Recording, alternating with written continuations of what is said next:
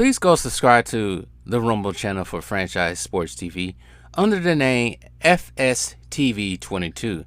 Now, I'm using that Rumble channel for any purposes of me getting kicked off YouTube and also for more of my spicier joints. It's free as well. I have the freedom to say whatever I want to say as well. So go subscribe to FSTV22. That is Franchise Sports TV 22 on Rumble. What up, YouTube? Franchise Sports TV back again with another video, a long form video. So, no further ado, let's get down to the nitty gritty. No talking. I'm just gonna get, well, of course it's gonna be talk, but no introduction. You don't need no introduction. Before I begin, like, share, subscribe. Let's go. So, last night, the Lakers played the number one team in the West, the Minnesota Timberwolves, right? But there was no LeBron James, as he casually sat out before the game even began. Well, actually, it was reported that he was going to sit up before the game, before it even began. And, yeah, as I predicted, the Lakers are now 1-5 as they lose 118-111. I knew this was going to happen. I knew this was going to lose with LeBron or without LeBron. Well, I do say this. I did watch this game. I think it was on NBA TV, but I watched it on Spectrum TV. Anybody familiar in the LA area, SoCal area, what that is. But the Lakers, for the most part, of course, they was competitive. Pretty much for the Lakers, for the most part, they had a jump to an early lead. It just seems like when LeBron is not there, they play a little bit better on defense because it's not a statue there all the time. Oh my goodness. Hold on. I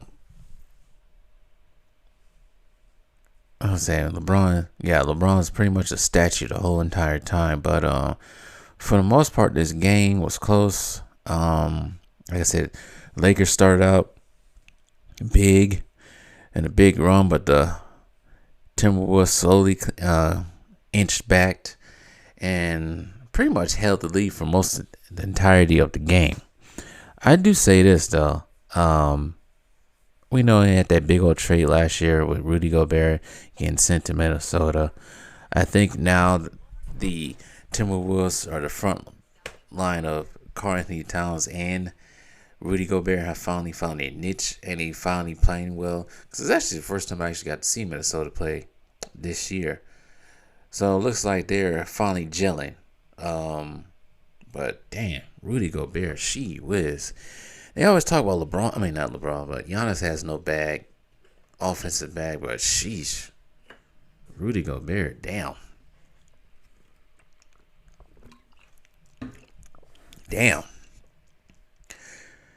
He's only there for defense because he got the ball one time. I think he tried to power move to the basket and it just looks ugly. But anyways, Anthony Davis did play despite, I think he had a minor ankle injury, but he ended up playing. He scored 31 points. I think he had 16 at halftime. It's 18 at halftime, something like that. But he had 31 points.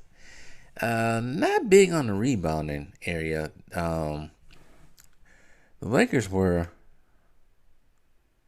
pretty much out-rebounded by 2 by the Timberwolves. Anthony Davis only had 8 rebounds. Oh my goodness, this thing will not stop playing. We're going to do this instead. Alright. Don't have to worry about it anymore. Anthony Davis had 8 rebounds, 4 assists. He shot 11 for 20 from the field. He made only 1 3 and missed 1 free throw. Torian Prince had 14. Rui Hachimura, I think I pronounced his name right, had 18. He got to start today. Cam Reddish had 8. And D'Angelo Russell finally redeemed himself for the previous night when he had 2 points. He scored 17 points. He was 7 for 19 from the field. Off the bench, this is the difference maker right here between the Timberwolves and the Lakers. Uh, 23 points for the Lakers off the bench. 3 came from Jackson Hayes. The 20 came from Austin Reeves. He went to the line 5 times. Damn. He'd be flopping, I swear to God. But he shot 7 for 14 from the field. Lakers only shot 49% from the field, 43% from three-point line, which is not bad. But damn, that bench production is terrible compared to the Timberwolves bench.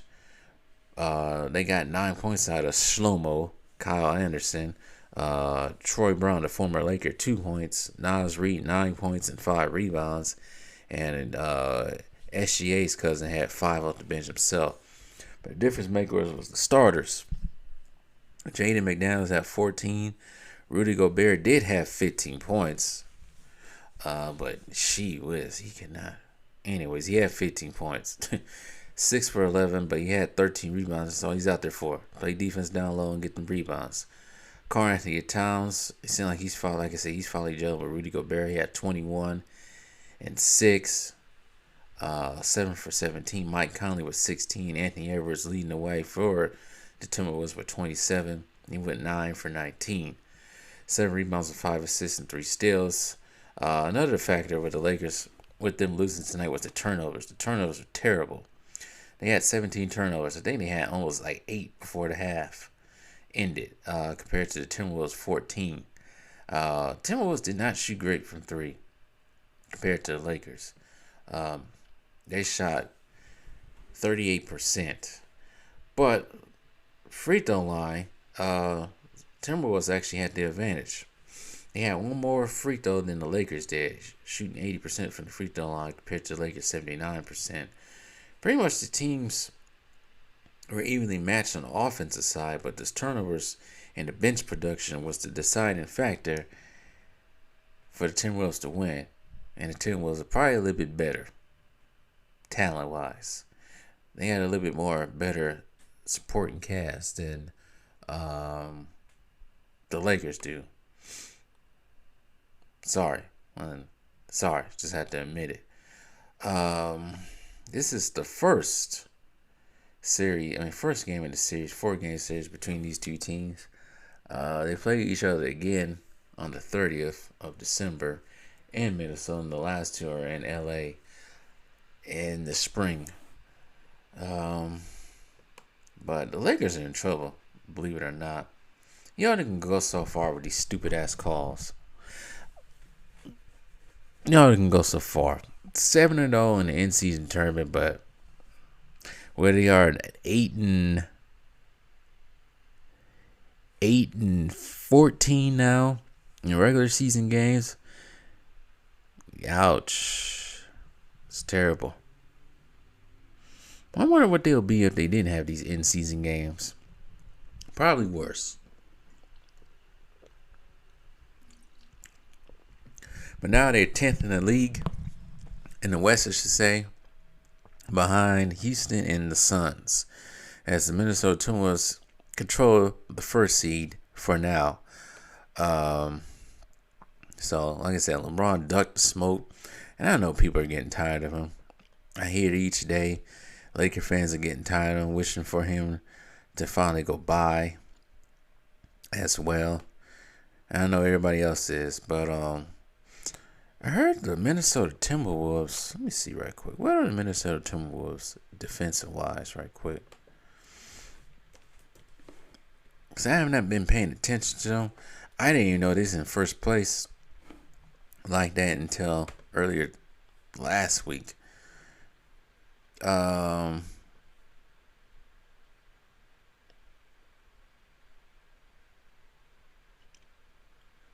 Let's see here.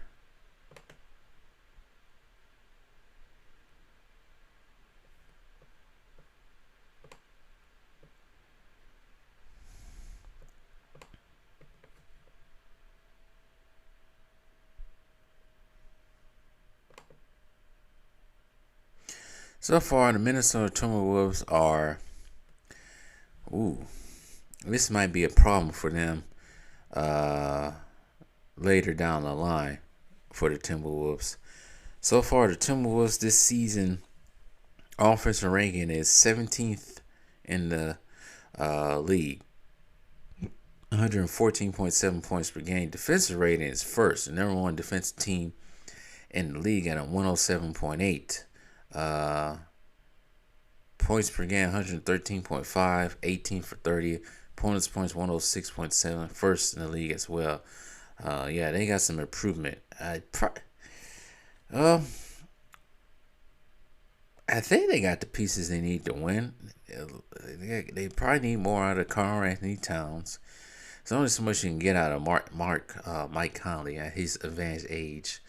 I think he's 37 now, 36, 37. There's only so much you can get out of Rudy Gobert.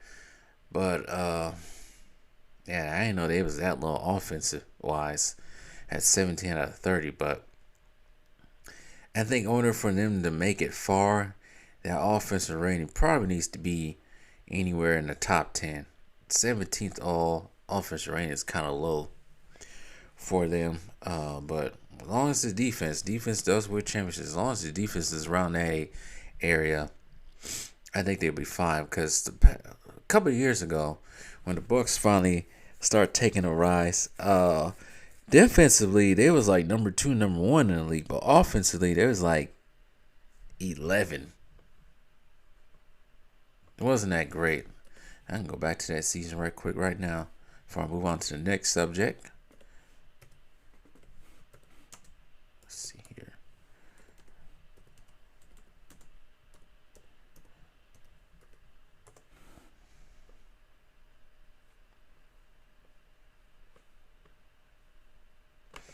I hate when it does this. I'm trying to look up basketball reference. Let's see.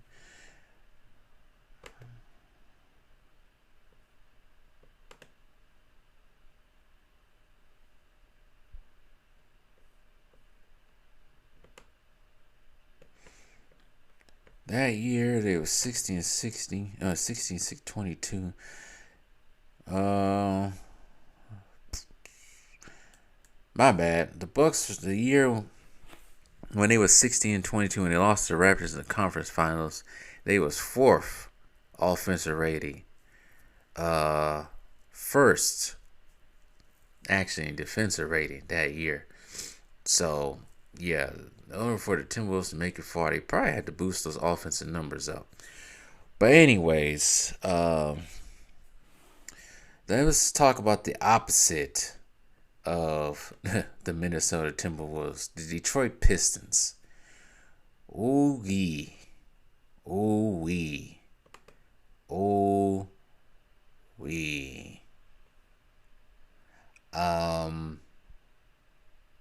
It ain't great, folks, for them. And any Pistons fans listening, I feel bad for you. I really do. So, Detroit Pistons last night, played the Utah Jazz. And they lost by 8 points, 119 to 111 at home. They only won one game at home so far. The other one on the road. Yikes. I think they lost 26 in a row now. I think they're catching the record soon. Yeah, it's not good at all. Just looking at the box score right quick. Let's see here. Cade Cunningham led all the way, 28 points. Jaden Ivey with 24. Marvin Bagley with 22. Bogdanovic with 8. Isaiah Stewart 7. Those are the stars right there. Small bench production. What's his name? Sir Thompson with 7. James Wiseman with 2. Allen Burks with 5. Marcus Sasser with 8. They shot a whopping 29% from 3. They're not a good 3-point shooting team. Let's just say that. Looking judging from that. 50% from the field in general. Most of their field goals coming from Bagley and Cunningham. And Bogdanovic, who shot 12 times but only made 3 of them. 2 of them was threes. This is just a terrible team. Um, Terrible. Excruciating terrible. As for the Utah Jazz, all starters were in double figures. Leading the way was Kelly Olynyk with 27. John Collins with 13. I don't even know who this is. I never seen him before. Simone Fochato, 16. Colin Sexton with 19. I didn't even know Chris Dunn was still in the lead, 13. I don't even know who half of these people are off the bench. I can't even pronounce his name. Ocha Bagley, 18. I don't know half of these people in there. But anyways, Utah shot 45%. They shot worse from the field, at least from 2-point range, than the Pistons did. But they made the difference at the free throw line and 3-point line. They had shot 36% from the 3-point line, better than what the Pistons did. And they had 12 turnovers compared to the Pistons, probably 20. Difference makers right there. It's just not looking good for them right now. It's not. So, Pistons drops 25 straight. So they got one more to move within tying the NBA season record. So the season record, I guess, is 26. I think the way this is going, they're going to capture that record. Surprisingly, people showed up for that game. Attendance is 18,000, which is crazy. But yeah, they gonna catch that pretty soon. And you know what makes it worse? That's why I ain't recognize none of these names. For Utah, there was no Laurie Marketing, no Jordan Clarkson, Taylor Horton Tucker, Keontae George. Never even heard of him. But they did play last night against Cleveland and lost. That's how terrible Detroit is. Utah didn't even have their top scorers. They had a 6-man of the year, or former 6-man of the year. They didn't have Laurie Marketing. This is terrible on the Pistons' part. Very bad.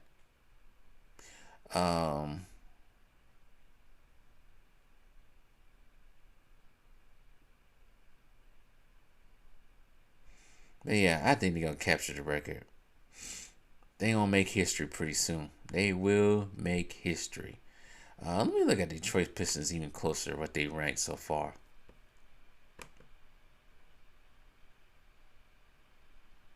Let me look at them a little bit closer. Detroit Pistons.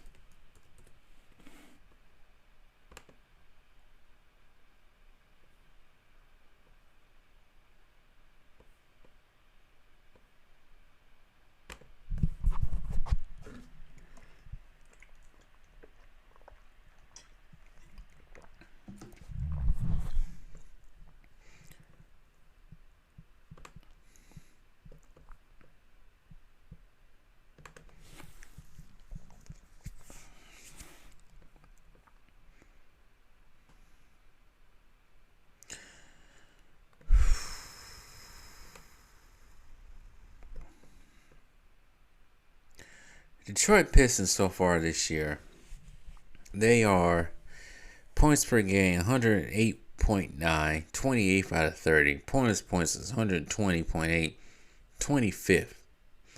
The pace is 106 in the league, actually. That's the only stat they got. Offensive rating 108.2, 28th. Defensive rating 120. 26 out of 30 teams. Not the lowest defensive wise, but they're terrible. Net rating between that is negative 11.8, last in the league.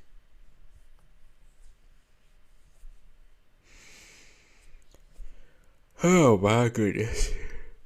Me oh my. Yeah, they're terrible. That's all I gotta say.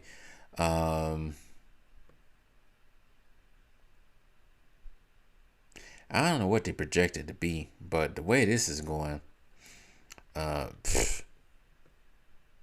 13 and something. 15-67. I don't even think they're gonna get to that. They may be the reverse Bulls right here. 10-72. That way they going. They might just be that. Will they even win 5 games? That's another thing you should ask. Will they even win 5 games? Yeah, I should bet if they're gonna win 10 games at least. This is terrible. They definitely will probably have a top 5 pick next year. But anyways, all right. Let's talk about a different team right quick. The Clippers. I've been talking about the Clippers lately because they've been on a roll, but I think that roll stopped tonight as they was the losers tonight to the Oklahoma City Thunder. Final score 134-115.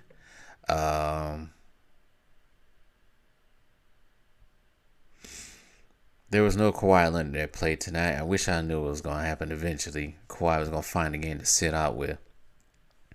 I think they played a back-to-back. Well, I did say the previous night Paul George didn't play, but that tells you right there who should be an MVP candidate right there. Paul George come back. They lose. But also at the same time, it was a back-to-back. No Kawhi, they lose. Kawhi, they win, it seems like. Paul George scored 22 points. Zubac did not have the game he had previously. 6 points. James Harden had 23. Terrence Mann with 5. Amir Coffey with 9. Yeah, this is not this. Yeah. It's probably tired. I do admit, stars weren't good at all. I had 2 stars in double figures. Now it's your 2 all-stars. Bench was a little bit better. Westbrook had 15. Norman Powell had 16. Bones Highland was 6. Nathaniel Theus with 4. Brandon Boston Jr. with 7. And who's K. Brown? Kobe Brown with 2. But yeah, it was just not a good outing for them at all. Tired legs, probably. Their losing streak is snapped. Now they go to 17-11. They are 5th in the West. As for the OKC Thunder, Chet Holmgren with 23 points. Jalen Williams with 13. Shea had 31. The Diddler had 11. And Lou Dort had 21.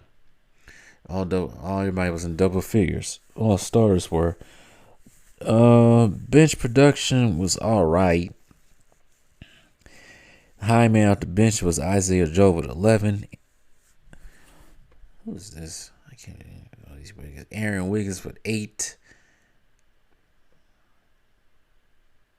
Carson Wallace with 2. Kendrick Williams with 5. And Jay Williams with 2. But yeah, stars made the most of it here so far. 2 people scoring in 20. 1 person with 30. Yeah, that definitely would make the most of it right there. Clippers shot 47% from the field, but 3-point line 39%, 83% from the free throw line. Missed 2 free throws. Turnovers, they had 15 turnovers. They had 40 rebounds. They out-rebounded OKC, but OKC had less turnovers and shot better from the field and 3-point line. Yeah, OKC just got them younger legs on them compared to the core of the Clippers. And when your scores are your old people, that will become a problem. That's why you shouldn't give away the youth. Should never give away SGA in the first place. But anyways, they'll bounce back probably when Kawhi gets back. Their next game, who do they play next? Actually, because I don't think they play on Christmas Day. They don't get a Christmas Day game. I think their next game is against Boston on Saturday, an afternoon game. It should give enough time for Kawhi to recuperate. Maybe they might beat Boston. Who knows?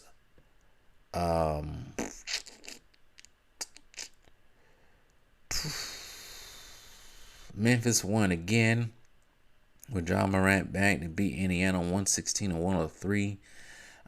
Cleveland lost tonight to New Orleans.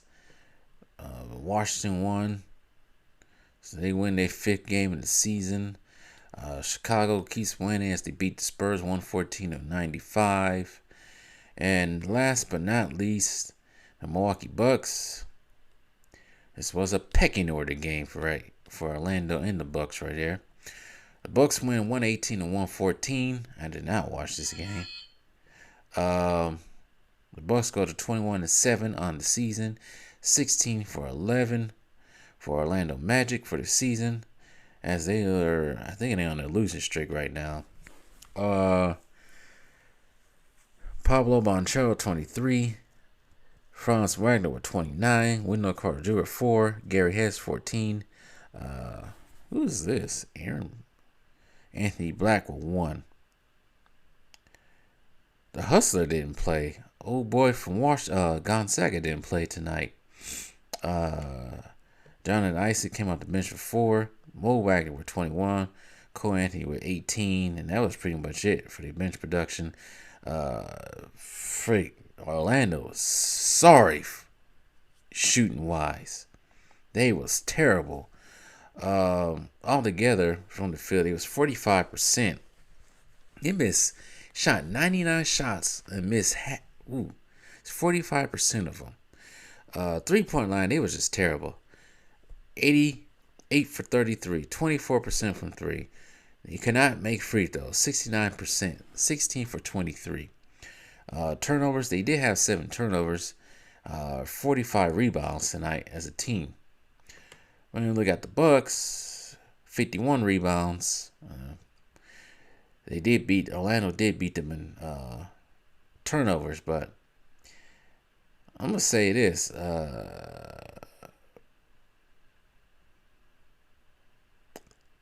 The difference in this game was, if you look at it stats-wise, was the free throws. Bucks had the line 35 times and made half of their free throws compared to the 69% that Orlando did. Bucks shot a little better from 3. It was 11 for 37 and shot 42%. Giannis led all the way for 37 points, 10 rebounds. He's 4 away from getting another triple-double as well. He's 15 for 19 from the free throw line, 11 for 25 from the field. Damian Lillard did not have another 40-point or 30-point game, but he did have 24. Brook Lopez with 14, Chris Middleton with 14, Malik Beasley with 8. Bench production, Bobby Porter 6, Beauchamp with 5, Cam Payne with 2, Pat Connaughton with 8 as well. Jay Crowder's still out. He mixed it up, went back to the original stars, I guess, in this game. They just never had the right shooting guard either, the Bucks did. I feel like they would have kept Dante DiVincenzo. I think their defense would be much improved. It would have slid a little bit with no Drew Holiday, but it wouldn't be what it is now. But they finally on fire. They're winners of 5. They'll be in New York this whole weekend. Play the New York Knicks twice, and then they play the Nets again.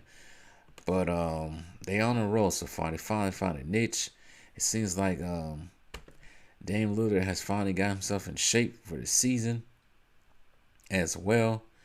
So good things are coming out of that team so far. Let me see something right quick. I want to say something before I log off on here right quick. I haven't noticing some of the defense that's been played in the league so far. Because I made a video not too long ago saying that some of these players are not in shape to play defense for 82 games and for the entirety of a game. But I do say this because I know some people wanted to push back on that. I ain't gonna lie, some of these dudes do come into the season out of shape, not in shape as they should be. But I do admit that some of these players, when they get the ball in their hand on the offensive side, they just chuck that 3 up. And it's hard for sometimes defenses to get set up. But at the same time, teams got to know the tendencies on certain players. If you know a player's going to go shoot threes, you better get on his ass. Um, but yeah, I think I did this before. Bucks are third in offense, 19th in defensive rating. So like I said before, they have gone up. Cause I think they was 22nd in defensive rating, and they gone up big time. So it is what it is. But